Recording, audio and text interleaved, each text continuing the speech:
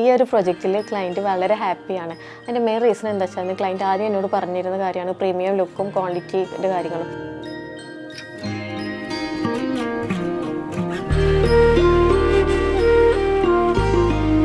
Hi, എൻ്റെ പേര് Fousiya.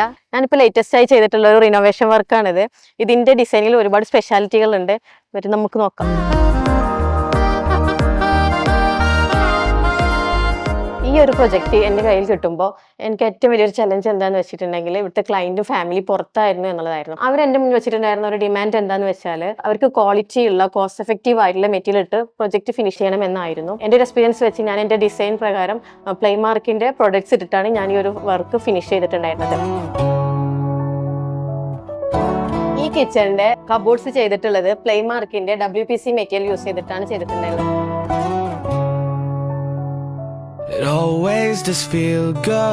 WPC water proof ആയതുകൊണ്ട് തന്നെ കിച്ചണിലേക്കൊക്കെ യൂസ് ചെയ്യാൻ ബെസ്റ്റ് പ്രൊഡക്റ്റ് ആണ്. ക്ലയന്റിന്റെ ഒരു റിക്വയർമെന്റ് ആയിരുന്നു കോമൺ ഏരിയ ലിവിംഗിൽ TV യൂണിറ്റ് ഹൈഡ് ആയിരിക്കണം എന്നുള്ളത്.